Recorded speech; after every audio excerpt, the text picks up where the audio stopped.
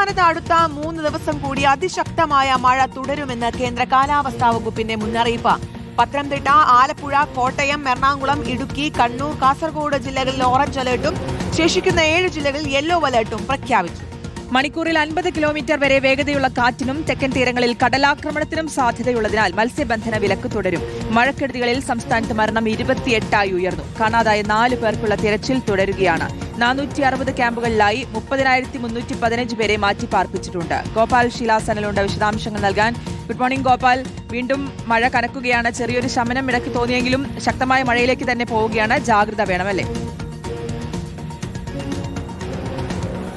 തീർച്ചയായിട്ടും ജാഗ്രത വേണമെന്ന അറിയിപ്പ് തന്നെയാണ് ഇപ്പോൾ കേന്ദ്ര കാലാവസ്ഥാ വകുപ്പും ദുരന്ത നിവാരണ അതോറിറ്റിയും പങ്കുവയ്ക്കുന്ന മുന്നറിയിപ്പുകൾ പ്രകാരം നമുക്ക് മനസ്സിലാക്കാൻ സാധിക്കുന്നത്. അടുത്ത 3 ദിവസം സംസ്ഥാനത്ത് വിവിധ ജില്ലകളിൽ അതിശക്തമായിട്ടുള്ള മഴയ്ക്കുള്ള സാധ്യത തന്നെയാണ് പ്രവചിക്കപ്പെടുന്നത്. ഇന്നേ ദിവസം സംസ്ഥാനത്തെ എല്ലാ ജില്ലകളിലും മഴ മുന്നറിയിപ്പ് നൽകിയിരിക്കുന്നു. 7 ജില്ലകളിൽ ഓറഞ്ച് അലർട്ട്, അതായത് അതിതീവ്ര മഴയ്ക്കുള്ള സാധ്യതയും ബാക്കി 7 ജില്ലകളിൽ യെല്ലോ അലർട്ടുമാണ് നൽകിയിരിക്കുന്നത്.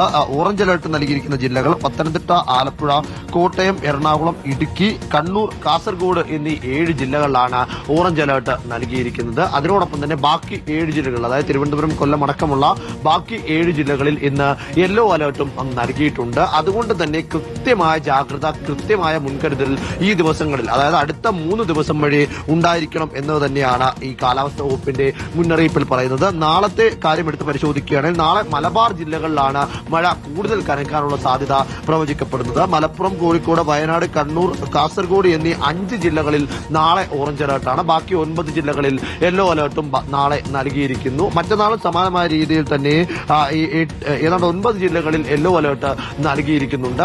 സംസ്ഥാനത്തെ വിവിധ ജില്ലകൾ, നമ്മൾ ഈ പത്തനംതിട്ട, കോട്ടയം, അതുപോലെ തന്നെ മറ്റ് പല ജില്ലകളുടെയും സാധ്യതകൾ കണ്ടതാണ്. കഴിഞ്ഞ ദിവസങ്ങളിൽ നടന്ന പല പ്രശ്നങ്ങളും നമ്മൾ കണ്ടതാണ്. ഇപ്പോഴും കാണാതായവർക്കുള്ള തെരച്ചിൽ പുരോഗമിച്ചു വരികയാണ്. അതുകൊണ്ട് തന്നെ ഇനിയുള്ള ദിവസങ്ങളിലാണെങ്കിൽ പോലും പ്രത്യേകിച്ച് മലയോര മേഖലകൾ കേന്ദ്രീകരിച്ച് താമസിക്കുന്നവർ ഉരുൾപൊട്ടൽ സാധ്യതയുള്ള മേഖലകളിൽ നിന്ന് പൂർണ്ണമായും മാറണം എന്ന അറിയിപ്പ് ഇതിനോടകം തന്നെ വന്നിട്ടുണ്ട്. അതൊരു പരിധിവരെയെങ്കിലും ഇവരെ മാറ്റി താമസിപ്പിക്കാൻ സാധിച്ചിട്ടുണ്ട്. അതുപോലെ തന്നെയാണ് തീരപ്രദേശ മേഖലകൾ. ഇപ്പോൾ തിരുവനന്തപുരത്ത് കഴിഞ്ഞ ദിവസം മത്സ്യബന്ധനത്തിനിടെ കാണാതായ ജോണിന് വേണ്ടിയുള്ള തെരച്ചിൽ ഇപ്പോഴും പുരോഗമിക്കുകയാണ്. ആ തെരച്ചിൽ ഇതുവരെയും അതിന്റെ മൃതദേഹം കണ്ടെത്താനോ അല്ലെങ്കിൽ എന്തെങ്കിലും തരത്തിൽ ജോണിന്റെ എന്തെങ്കിലും റിമൈനിങ്സ് അല്ലെങ്കിൽ എന്തെങ്കിലും ജോണിനെ കുറിച്ചുള്ള എന്തെങ്കിലും വിവരങ്ങളോ ഈ നിമിഷം വരെയും കിട്ടിയിട്ടില്ല. കൂടാതെ തന്നെ തീരദേശ മേഖലകൾ കേന്ദ്രീകരിച്ച് താമസിക്കുന്നവർ കൃത്യമായി തന്നെ ശ്രദ്ധിക്കണം. മറ്റൊരു കാര്യമുണ്ട്, ഉയർന്ന തിരമാലകൾക്കും ശക്തമായ കാറ്റിനുമുള്ള 50 മുതൽ 60 വരെ കിലോമീറ്റർ വേഗത്തിൽ ശക്തമായ കാറ്റ് വീശാനുള്ള സാധ്യത കൂടി ഈ ഘട്ടത്തിൽ പ്രവചിക്കപ്പെടുന്നുണ്ട്. അതുകൊണ്ട് തന്നെ ആ കാര്യങ്ങളിൽ കൂടി ശ്രദ്ധ ചെലുത്തേണ്ടതായിട്ടുണ്ട്. ഇനി ഒരു അറിയിപ്പ് ഉണ്ടാകുന്നതുവരെയും കേരള, കർണാടക, തമിഴ്നാട് തീരത്തേക്ക്